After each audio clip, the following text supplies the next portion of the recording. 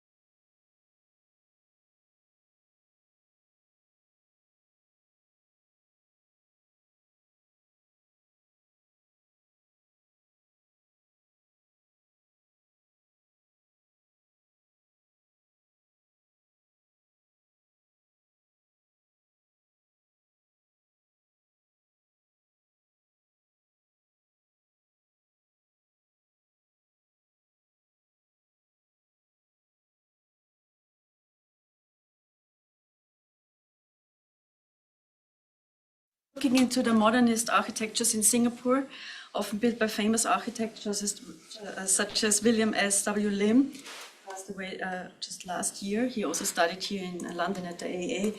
He's a key architect and urbanist and cultural figure in Singapore who attempted to imagine a future of Asia in compiling living units and commercial spaces into vertical cities to give an utopian idea of living in an Asian city. Nowadays, these shopping malls are under a complete different purpose, often used by workforce of Southeast Asia that keeps the city going, like migrant workers and domestic helpers. And yeah, for example, this is the Golden Mile Tower that is just under a renovation. The performers in my film embody the invisible female migrant personnel from Southeast Asian countries such as the Philippines, Thailand, and Indonesia that are working in most Singaporeans' households as domestic helpers. On Sunday only, they become visible on their day off to populate the public space in the old iconic shopping malls that have turned into social gatherings of each country, such as the Golden Mile Tower that became the Little Bangkok, or the Lucky Plaza on Orchard Road that is the Little Philippines, or Peninsula Plaza that known as Little Myanmar. So these shopping malls provide service for the workforce and affordable goods for living in Singapore. The maid agencies located in Bukit Timah shopping mall offer their related services and promote their workers through advertisements, imageries, and the first contact point of the migrants arriving at the often oversized suitcases. I just mentioned the suitcases because they become the props in my films. All these visual elements, the colors of the working uniforms, props such as the suitcases, the cleaning utensils, the gestures involved such as the rolling around the suitcases, cleaning surfaces, and all that becomes part of the performance. Yeah, I want to, as you can see, for example, this, the color from the advertisement we used then for the aprons for the performers. We adapted some of the performances that we observed on the streets or in public spaces.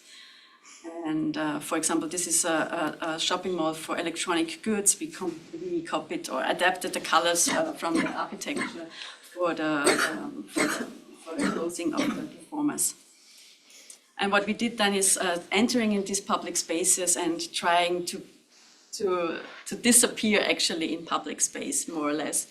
Because we were not allowed to be there, and people are not really familiar with the camera, with the VR camera. I want to just talk a bit about the method or what I'm inspired by for the structure of the film. I'm inspired by Italo Calvino's Invisible City, which explores imagination through the description of cities divided in chapters like prose poems, and each of these cities belongs to a structure, to a pattern or a hidden division. In my case, the film is called The Seven-Step Verse, which is actually a Chinese literature form that is obsessed with the number 7.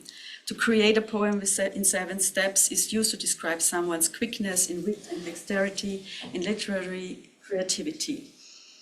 And I'm also inspired by the spatial theories of the situationists related to psychogeography, that these describe the effect of space or of geographical location on the emotions and behavior of individuals and vice versa.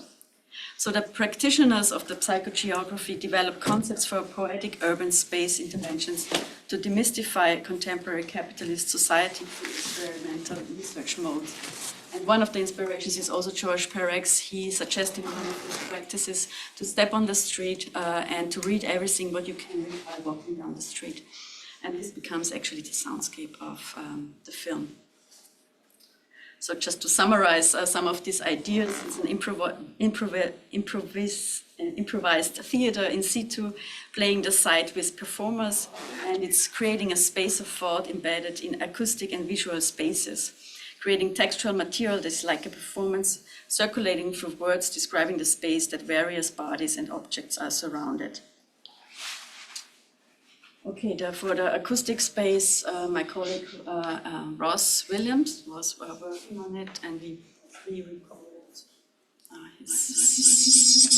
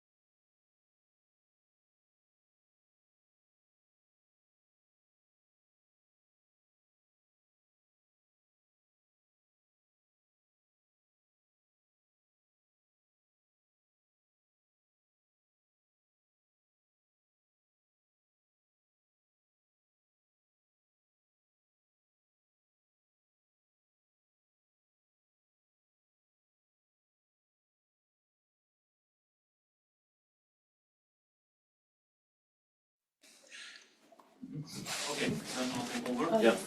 All right. Hello, I'm Ben Seide. I'll talk a little bit about how we shot this film and a couple of challenges we faced and how we met with them. So the first thing Ella already mentioned is that we had no permissions to shoot in any of these malls, right? And here is just like the typical Singapore shopping mall is super glossy, fancy, right? Shiny, full of security personnel, of course, right?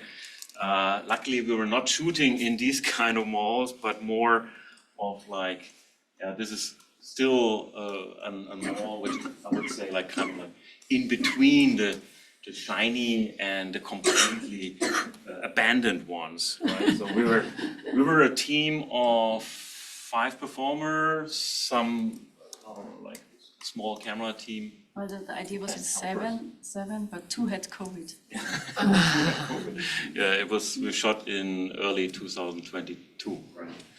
And so basically, one aspect was, Ella already mentioned, how to not draw any attention, how to be invisible in the shopping malls, or shoot as much as possible before being kicked out, right? So we were really lucky in the very first mall. We shot at, I think, 5 different locations in that mall, in different corridors, etc., right? So here you see like an example of, like almost abandoned areas in these very old malls, right? They're all built in the 70s and they're kind of like repurposed now for all kind of special trading, right? But not the fancy cosmetic salons or fashion brands, right? So we kind of like managed there to, in the first location already, to not be kicked out and shoot at 5 places.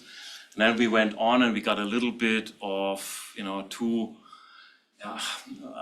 ambitious almost, like, and went in with the entire team and with the equipment, and then they spotted us immediately and threw us out of the mall, right? So we had like this mixed experiences. In terms of maybe one sentence also about the whole aspect of cinematic virtual reality. I guess you're all familiar with 360 videos, right? We can watch them on YouTube or anywhere on a browser. But the difference to what we consider cinematic virtual reality is that it is produced to be viewed in the headset, right? So that's the one determiner. And that meant that we chose the locations very particular for the effect of creating this three-dimensional space, right? Which requires foreground, midground, background to create an interesting composition in 3D, right? So it's all shot in stereoscopic 3D. And we basically went one day to go to all these locations and shot them already in 3D. And then looked at all of these locations and picked the ones which work best in 3D. And of course, it's a little bit impossible to, share that here on the screen. You already saw like the equirectangular 2x1 format, which is only one eye. So that's not a good representation. We brought the headset so you can later watch the film if you want. And their experience the piece in 3D. So here are just a couple of examples where we, explored the locations, found some hidden corridors in these malls with some interesting detail, right? So there's like a little shop which had a small altar in front of there, and then we went deeper into these malls and found the storage room or the hidden places of the janitor, right? The people, they create their own space in a way of, like in our school, for example, they have a space under the stairs in the parking garage or something, right? Where they manage to take like an old chair and kind of like spend their hours and days there, right? And when we found this place, you see that they have basically their wardrobe there and everything, cleaning tools and everything, but no one was there. So we just like said like, okay, we'll take that as a location, right? So we were kind of very improvised a lot. We found really the deeper we went into these corridors, right, which are not meant really for public, the spookier it got in a way.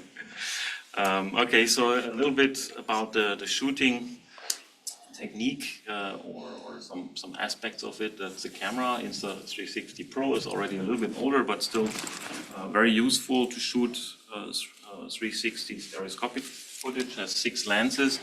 It can produce 8K stereoscopic 3D video, but we shot it 6.5K to increase the frame rate to 60 frames. That was my third project. Here is another project where we really brought a very, very heavy tripod because the camera was at that location the entire day and was not supposed to move 1 little millimeter, right, because the stitching. So the setup with this camera can be quite extensive. You see even there's some light and you can put like microphones on top and everything, right? The way we shot it was exactly the opposite. So we used this, the smallest tripod, just a little light stand, which is super, super light, and mounted the camera on that. You can also use this camera with a monopod, but that's very flimsy and dangerous. Tipped over. We had that one time with our camera, and then, you know, like if a 360 camera falls down, there are lenses in all directions, you're basically a little bit screwed, right? Because it will land on a lens. So these are just my students shooting something. This is us on a location shoot. Here we have kind of like the mid-ground of a tripod, and you see the dancers rehearsing around this tripod. So I basically decided for a compromise, a bigger footprint of the tripod, which meant more post-production work to clean this out, but a more stable setup. And this will also coming close. Here we are on the rooftop of the People's Park. One of the pictures Ella showed already earlier, with it's basically just like an accessible roof on a shopping mall. Here we are again with a very minimalistic setup, just a tripod and the camera. So it took me like 1 minute to set this up, and then we all disappear and let the dancers alone with the tripod, right? Okay, so then just like 2 sentences about the post-production. I'm just like showing this chart to illustrate like the amount of data we had to deal with, right? So like if you have an HD picture or 2K picture, it's like 2K horizontally, 1K vertically, so you have an area of 2 million pixels, and then 4K or Ultra HD, you have 8 million pixels. And with 6.5K stereo, you have 40 million pixels for every frame, right? So that means like every frame is already 5 times of a normal 4K image, which means the bottleneck becomes in the post-production simply the amount of data you have to pipe through from the hard drive into the software and back, right? So this is quite intense. And here you see just like the left eye, right eye, right? So that's the normal normal equirectangular format is 2x1, and then 2 eyes is basically then 2x2. Here's just like an overview of the software Nuke, which is the industry standard for digital compositing used in TV commercials and feature films. So the post-production workflow, it was really important to use professional tools for this because we wanted to really produce a very clean 6.5K final result. So it was stitched in Mystica VR, and then all the post-production was done here in Foundry Nuke. I'll just like very quickly show a little excerpt. So each of that is one shot, and it's a stereoscopic image, but the post-production has to be done for each eye individually, right? So if you paint something out, you have to clone that to the other eye, but it has to be in the correct distance. So stereoscopic post-production is actually quite complex. So each node you see here is a little patch of fixing something on the floor. So here it's just like the way this works. It's a stereoscopic image with 2 by 2, and then it's converted first inside nuke into a left eye, right eye in one screen, and then split again to work on and then basically you cannot work on, of course you cannot paint on the equirectangular format. You have to convert it first to a planar image, right? Like different forms. This is just a normal cross. It's like a cube, right? Unfolded cube. And on that, then you can do your post-production. And of course, we had to do that for 20 shots. So the little bit interesting thing was that we shot we did like 1 day rehearsal and location scouts, 1 day shooting of all the locations, and then the post-production, clean all this out, stitch all this professionally, took us several months, right? Like full-time work on that. So that's kind of like an interesting contrast in a way, right? You can shoot the film in 1 day, and then you have to work like 2.5 months. Okay, that's it from my side. I hope you come later to us to see the film.